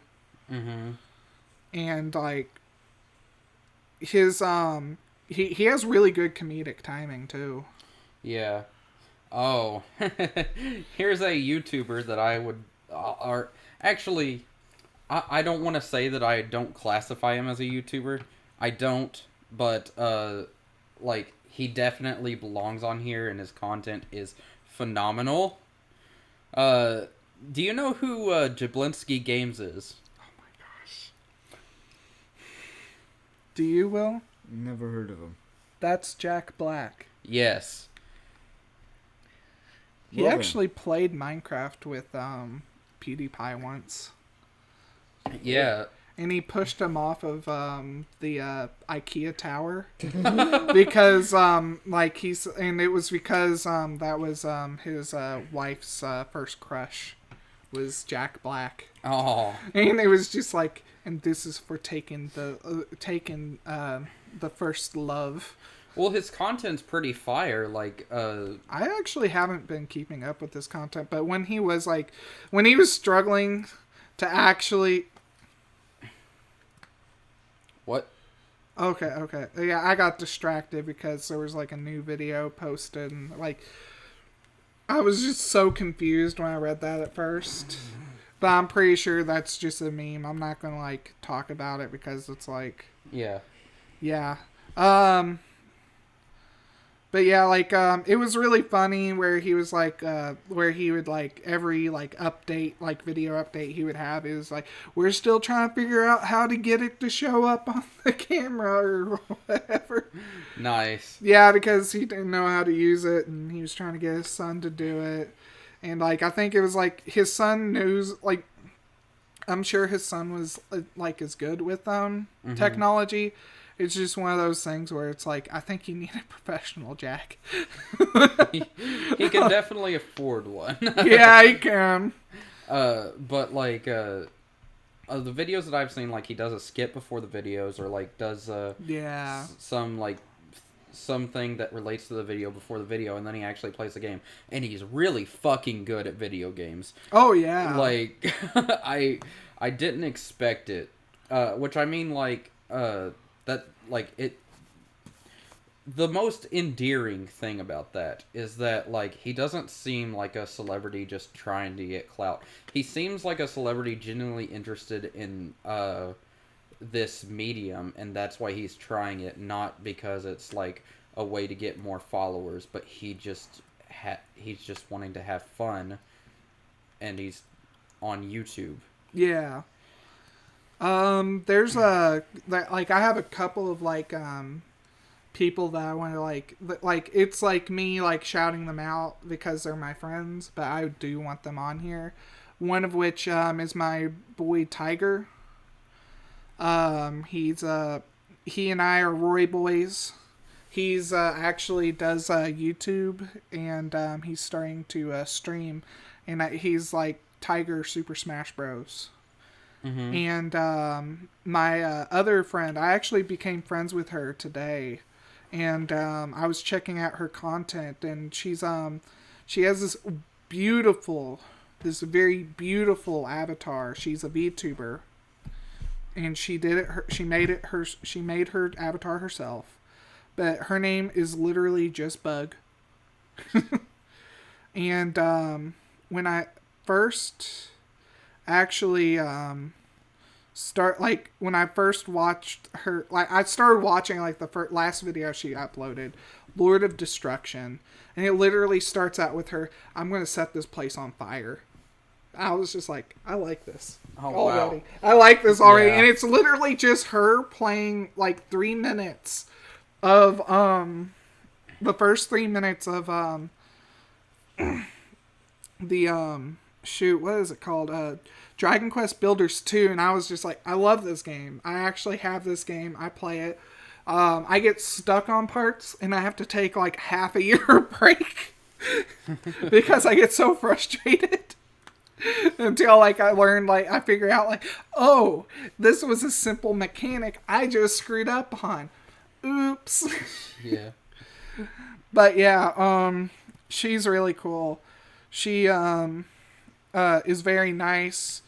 Go give those guys some love. Give 3GO some love too. They all three of them deserve it. They work hard. Yeah. And they're very supportive to us too. Someone that I want to mention, because it seems like we're getting to the phase where we're like signing off. Okay. Ish. Just because it seems like we're like getting to the end of it. Someone that I want to mention is more on the, more on the celebrity side. This guy Drew Lynch. He's a comedian. A phenomenal comedian that got his start on America's Got Talent. He posts a lot of YouTube videos with when he was doing shows, because he can't do that. I went to one of his shows, and he had a meet and greet afterwards, and like people were like in line and whatnot, and I was talking to him, and I literally said, "I'm sorry for like taking your time. because I was talking a lot." But then when I was like, "Hey, like I'm sorry I'm talking so long. I'll step over so more people can like talk to you, and then but it was nice meeting you." He said no, that he wanted to talk to me more. And that was absolutely one of the best moments that like I've had with like someone that I look up to, really, in that way. Really nice guy, and down to earth. Just from someone that really reached the height that he did, being a finalist on America's Got Talent, and and being really big on YouTube. It was just really nice for that kind of moment. And the last one I'm going to mention is there's this guy on YouTube, and he makes music, and I I don't know who he is or anything, but he's called Fane. Oh yeah, Fane is amazing, phenomenal. Isn't that right, Will? Yeah. He's on Bandcamp. He has several phenomenal albums out on Bandcamp. Do you know how many, Will? I think it was something like 6 or 7. 7 albums. He's been at it for a while, and it's like, it's about time he gets some recognition. And I think I also want to shout out. I want to say one more person I would like on our podcast, and then add a little bit of a thing at the end of that. That's perfectly fine. Captain Kidd. I love Captain Kidd. I want to talk about his purest moment on YouTube where it was the Minecraft Steve reveal. I wasn't happy with Steve from Minecraft, but he made it an enjoyable experience for me. I'll be honest, it was just that was as pure as it can be. It's and anyone. I'm laughing so much because you're hitting the table right next to the I'm sorry. I'm sorry. But and also anyone else that works in the Alpha Rad, Alpha Rad's group, All Tribes group, and Captain Kidd's group. Ouija, all of them, they are all phenomenal comedians. Yep. Mama Luigi. You don't say anything for a long time, and that's what you say. Yeah, Will would like to get Waluigi on the podcast. I said Mama Luigi. Oh, wait. One Mama minute. Luigi. One minute. I thought you said Waluigi. I want to get the rapper cool too. that did Waluigi's rap. Let me find it.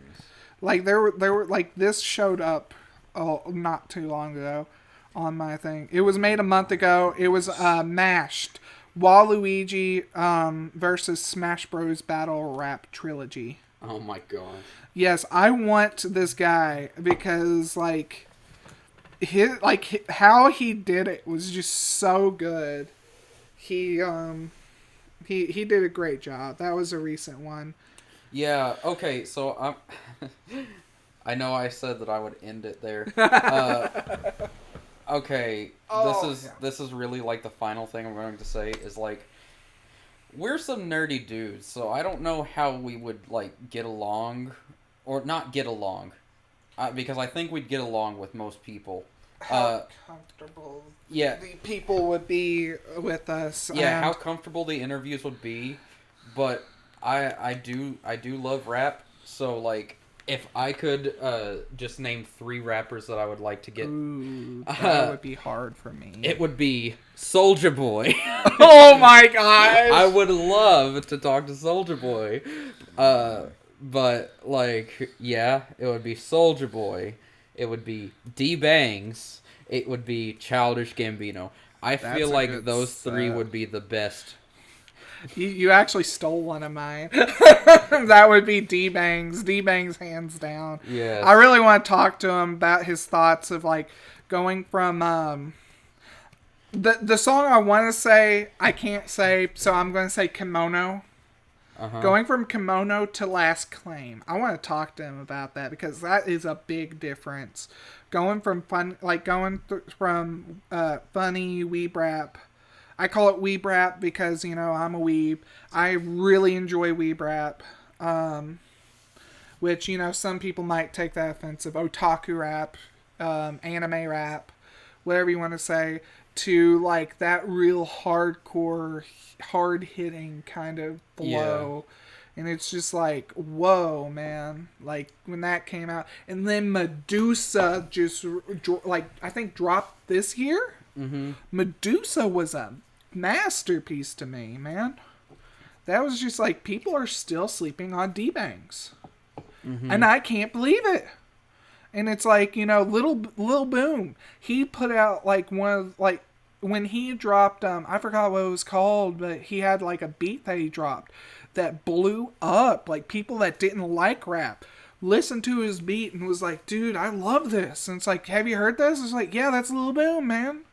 That's Lil Boom, Come Home Gary.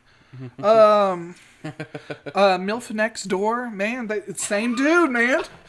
By the way, I love that song. That was great. I love Lil Boom. I'm gonna, like, since you already said D-Banks, I'm gonna have Lil Boom as my first rapper. Okay. Tech Nine. Oh yeah. Yeah, I love Tech Nine's music. He is phenomenal. This last one's gonna be hard, but I'm probably gonna have to say I'm gonna go left field. I've only heard one song by these guys, but this song was so good that I want to talk to them. And the name of the song was I think it was called Bulba Tea, and it's called the Bulba Boys. I think they're called Bulba Boys. Let me check my playlist real quick instead of like just completely butcher their name, which I already did, but I want to make sure I butchered it properly. But yeah, I was just astonished with how many like I think it's Boba Boys. Yeah, it's Boba Boys. Thai Tea Trippin'. That's the name of the song. It's a really good one. The amount of Yu Yu Hakusho references in that was absolutely insane to me, because it's like that out of all the shonen anime, that is one that is not really referenced very often in anime rap. Yeah. And it's like he's like I'm gonna grab my spirit gun. That was great. Like just that line alone, and he comes back like. One of them comes back later with another Yu Yu Hakusho line, and it just blew my mind. Like, they would put... Like, when I do hear something that has a Yu Yu Hakusho reference, it's usually just one. Not two or three. And I highly respect that, because I am a big Yu Yu Hakusho fanboy. Yeah. And I'm going to force Will to say... You know what? You haven't been talking. So, instead of 3, name 6 musicians that you would like to talk to. Yeah. Through this podcast. If you're shooting for the stars. They can excluding excluding the one I've already named? Yes. Okay. That's tough. Let's see. Probably... I'd like to get Climax. He's another musician I very much admire. Who else? Home. Probably. Really good synthwave.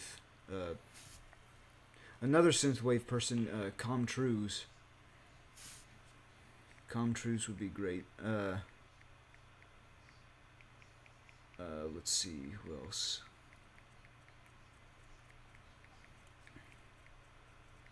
It would probably be a trip and a half to get Tim Rutili from Caliphone.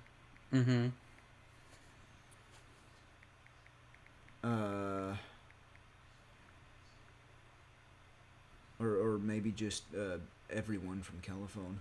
Yeah. Yeah, you could just say, like, entire bands, yeah. Yeah. From what I understand, I think Tim Rutili is like the mind behind it, or the lead, the front man. Yeah. Or whatever, if you can even call it in a band like that. It's 4. Okay, who else?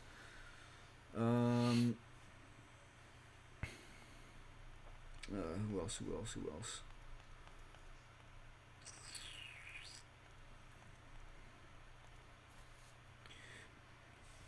I'm not sure if there'd be some like language barriers for this one. Nikki said Sora Sakurai, so oh yeah, like, so we can go for language barrier. Like, we could probably get like a linguist. You know, like if one of us really wants to like I mean, they might bring their own linguist too. Like, I'm not gonna like assume that, Like, I think, like, we would need to communicate with them, like, find out whether they need us to, like, figure out a linguist or, like, a translator. Yeah. Or something, because, like, I think they would feel better with, like, an actual linguist. Mm-hmm. And, like, they might have someone in mind. We might have to hire someone. But, you know. But it's this French band, French rock band that just came out of absolute nowhere for me this year. They're called Slift. Oh, okay. Nice. When you said... I thought you were going to say Shaka Punk, and I was like, when did you start listening to Shaka Punk? Oh, like, no, I'm the Shaka Punk guy. I was gonna go way more mainstream with it when he was like, they're French. And then he was like, they just recently, like, came up, and I was like, please tell me he's not saying Daft Punk. Oh my god. Are they French? Yes, they are. French. Oh, I didn't know that. Burger. I Nuggets. Burger. I didn't know that. Oh my god. Wow, Leafy didn't know that Daft Punk was French. There you have it, folks. You know, that's one group that I'm, like, a fan of, but I'm not, like, one of the very few groups I just didn't, like, really, like, look into their info. Like, I've looked into a lot of artist info, and it's just, like, that's just not one of them. It's, like, Shaka Punk, though. Yeah, I love Shaka Punk. Which they recently did a song with Cypress Hill. Which is a big surprise because I never heard them, like, do anything with anyone from the rap world. Yeah. All right, Will, you got one more. Come on. I gotta Has he really remember. been through 5? Yes. Gosh dang. That was quicker than I thought. It's because he's trying to go home. Mick Gordon. Yes. Gordon. Fucking BFD. the Doom guy. BFD. BFG. BFG. BFG division. Fucker. I'm tired too. Bud. I'm tired. BFG. too. Wait. BFD Vision. Division. BFD division. Yeah. Shoot, man. Big Oh, fucking shoot, what dick is his division. name? Like, I started watching him recently. There's this music producer that's on YouTube that's pretty great. He does a really good job with game music analysis. Oh shit, analysis. Yeah, like we getting scientific up in here, kids. Alex Mukala. Is that like how you pronounce it? Alex Mukala music.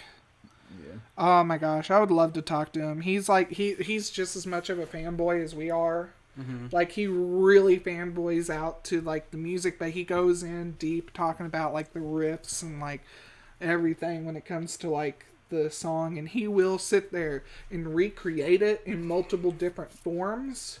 Mm-hmm. So that you can see the different effects if you do it, like, in different tones. Wow. And it's just, like, really crazy. He's an actual music producer that has a YouTube channel that he just loves to get on and nerd out. And it's, like, so, like he shares, he has that energy, like, you can relate to him. It's not like he's one of these, like, he doesn't treat himself like a musician that's better than everyone else. Which I'm not saying that, like, I'm saying that as that's a stereotype. I'm not saying that, like, that's every musician. Yeah. Mm-hmm. But yeah, that would be cool.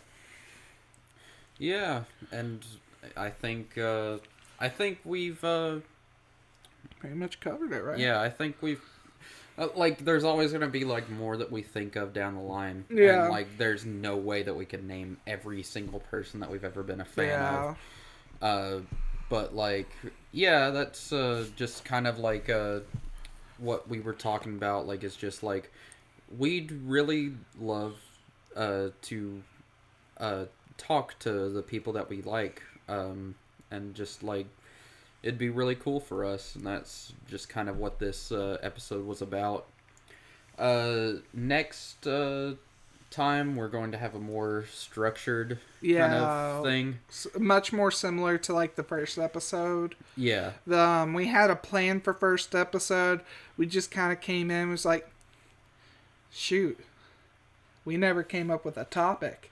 Yeah. So Yeah. it was just kind of like how about we just have a fanboy episode? Yeah. Which, you know, that's probably going to be like the name of this episode is probably going to be something like that. Just us fanboying, like two guys fanboying, the other like the the other one's sleeping. half asleep, half dead. Yeah. Well, I You're cold. I had a and tired. shitty night of sleep. Same here. Yeah. I had 2 How the hours. you've had fucking energy drinks. Yeah, I'm actually surprised I made it this far. Like, I'm just a high energy person, apparently. But then again, I had 3 energy drinks. Gosh dang. Please be careful with that.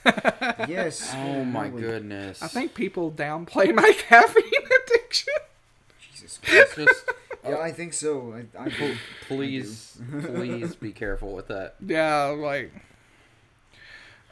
like I took, like when I was drinking my third one, actually, my heart started to race, and I was having like where I had the bruise before on my chest, it started to get sore. Jeez. So I went to go Shit. take some ibuprofen because that's actually supposed to help your heart.